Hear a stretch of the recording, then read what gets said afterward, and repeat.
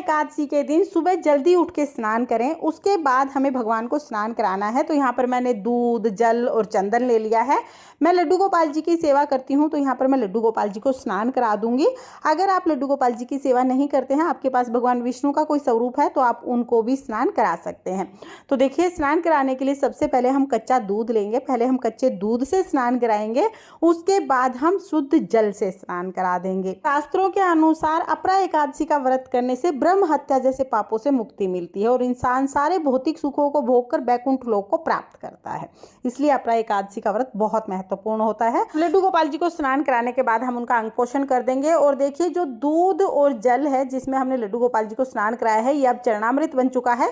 घर के सभी सदस्य इसको प्रसाद के रूप में ले सकते हैं। लड्डू गोपाल जी का हम सुंदर श्रृंगार कर देंगे और हो सके तो एकादशी के दिन आप लड्डू गोपाल जी को या भगवान विष्णु का विग्रह है तो उन्हें पीले रंग के वस्त्र पहनाएं। चंदन आप जरूर लगाएं, क्योंकि अभी बहुत गर्मी है और चंदन से शीतलता मिलती है। वैसे तो चंदन हमेशा ही लगाया जाता है भगवान विष्णु को, लड्डू गोपाल जी को, लेकिन गर्मियों में विशेष ध्यान दें कि चंदन आप जरूर लगाएं।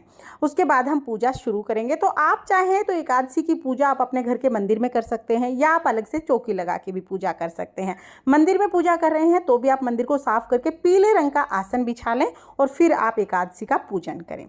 तो यहाँ पर पीले रंग का आसन मैंने बिछा लिया है। फूलों का आसन देकर यहाँ पर भगवान विष्णु के स्वरूप को मैं विराजमान कर दूंगी। आपके पास भगवान विष्णु की फोटो या मूर्ति है तो उन्हें विराजमान कर लें, नहीं तो आप लड्डू गोपाल जी को, श्री रामचंद्र जी को, भगवान कृष्ण जी को विराजमान कर सकते हैं। अब देखिए, लड्डू गोपाल जी को तो हमने स्नान करा ही दिया था। भगवान विष्णु का क्योंकि फोटो है तो फोटो को हम जल के छींटे लगाकर भाव रूप में स्नान करा देंगे। उसके बाद हम देसी घी का दीपक जलाएंगे। आप देसी घी का या तिल के तेल का दीपक जला सकते हैं। वस्त्र स्वरूप हम कलावा समर्पित कर देंगे। जब आप कलावा या जनेऊ समर्पित करें तो उसमें थोड़ा सा इत्र जरूर लगा लें। इसके साथ ही हम चंदन का तिलक लगा देंगे।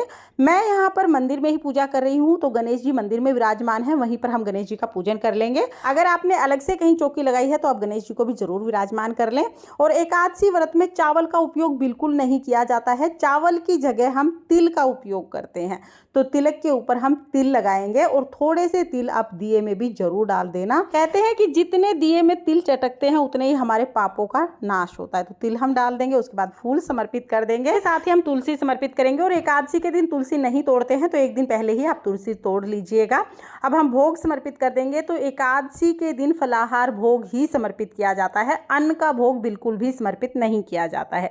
तो भगवान को यहाँ पर हम फलों का और ड्राई फ्रूट का भोग समर्पित कर देंगे, जल समर्पित कर देंगे और हाथ जोड़कर भोग ग्रहण करने के लिए भगवान से प्रार्थना करेंगे। इसके साथ ही हम दक्षिणा समर्पित कर देंगे और फिर हमें कथा सुननी है। तो कथा सुनने के लिए एक लोटा जल ले लेंगे। अपने सीधे हाथ में थोड़े से तिल और फूल लेकर अपरा एकादशी की व्रत कथा सुनेंगे। व्रत कथा का वीडियो आपको चैनल पर अलग से मिल जाएगा, लिंक मैं आपको डिस्क्रिप्शन में दे दूंगी, आप वहां से देख लेना। कथा सुनने के बाद जो हमने फूल और तिल लिए हैं वो हम भगवान विष्णु को समर्पित करेंगे, लड्डू गोपाल जी को समर्पित करेंगे और जल के लोटे में डाल देंगे। तो इस तरह से हमें अपरा एकादशी की व्रत कथा सुननी है। कथा सुनने के बाद फिर हम आरती करेंगे।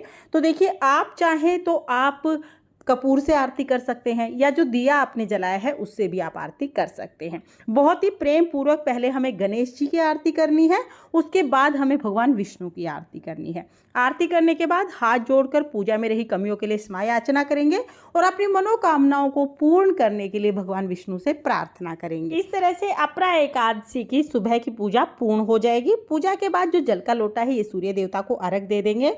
जो भी भोग प्रसाद हमने चढ़ाया है वो घर के सभी सदस्यों में प्रसाद के रूप में बांट देंगे। और इसके साथ ही देखिए, जो आपने दक्षिणा चढ़ाई है, दक्षिणा अगले दिन द्वादशी को जब हम व्रत का पारण करेंगे ना, तब जो हम दान देते हैं उसी में इस दक्षिणा को दान दे देंगे। शाम के समय भी हमें यहीं पर पूजा करनी है। तो शाम के समय हम क्या करेंगे, दिया जला लेंगे और आरती करेंगे। साथ में जो भी आपने फलाहार बनाया है उसका भोग हम लगा देंगे। इस तरह से शाम को हमें पूजा करनी होती है। रात को हमें रात्रि जागरण करना होता है। तो हो सके तो पूरी रात आप भजन कीर्तन करें, लेकिन अगर आप पूरी रात भजन कीर्तन नहीं भी कर पाते हैं तो जहाँ पर आपने भगवान विष्णु की चौकी लगाई है वहाँ पर बैठकर आप कम से कम 5 भजन जरूर गाएं, ताकि आपको रात्रि जागरण का फल प्राप्त हो। इस तरह से हम एकादशी व्रत में पूजा करते हैं। अब देखिए, एकादशी का व्रत कैसे करते हैं। एकादशी व्रत में सुबह सुबह इस तरह पूजा करने के बाद उसके बाद आप चाय पानी पी सकते हैं। अगर आप फल खाना चाहें तो फल भी आप खा सकते हैं। शाम को फिर से हमें पूजा करनी है। मैंने आपको बताया ही है कि शाम को आरती करेंगे और साथ में जो भी आपने भोग बनाया है, जो भी फलाहार बनाया है उसका भोग लगाएंगे। भगवान को भोग लगाने के बाद आप फलाहार कर सकते हैं। एकादशी व्रत में अन्न का उपयोग बिल्कुल नहीं किया जाता है और चावल का उपयोग भी बिल्कुल भी नहीं किया जाता है। तो इस तरह से एकादशी का व्रत किया जाता है। अगले दिन द्वादशी के दिन व्रत का पारण किया जाएगा। व्रत के पारण का जो शुभ समय है वो हर व्रत का अलग होता है। आज का क्या पारण समय रहेगा वो मैं आगे आपको बता दूंगी।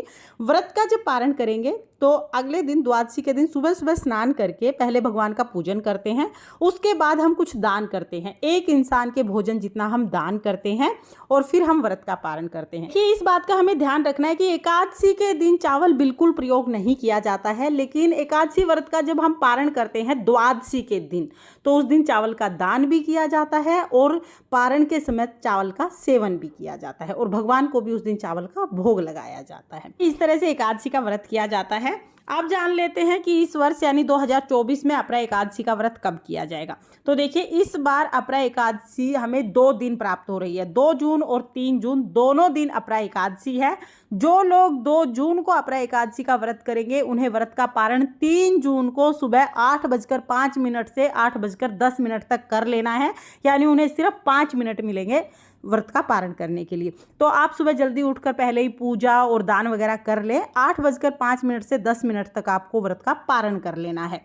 इसके अलावा जो लोग 3 जून को व्रत करेंगे उन्हें व्रत का पारण 4 जून को करना है और उनको 5:23 से 8:10 तक का समय पारण के लिए प्राप्त हो रहा है। देखिए, हमारे यहाँ पर तो 2 जून को अपरा एकादशी का व्रत किया जाएगा, लेकिन आप अपने घर के आसपास जो मंदिर है वहाँ पर पता कर लीजिएगा कि आपके यहाँ पर अपरा एकादशी का व्रत 2 जून को किया जाएगा या 3 जून को किया जाएगा, और उसी के हिसाब से आप व्रत का पारण कीजिएगा। व्रत के पारण का शुभ समय मैंने आपको बता ही दिया है। तो फ्रेंड्स, अपरा एकादशी की सरल पूजा विधि आपको कैसी लगी कमेंट करके जरूर बताना, और अगर ये वीडियो आपको पसंद आया हो, वीडियो आपके लिए थोड़ा बहुत भी यूजफुल हो, तो प्लीज़ वीडियो को लाइक कर देना, और हम महिलाएं घर में तीज त्योहार कैसे करते हैं ये देखने के लिए मेरे चैनल को सब्सक्राइब कर लेना। फिर मिलते हैं किसी और वीडियो में, तब तक के लिए जय श्री कृष्णा, राधे राधे।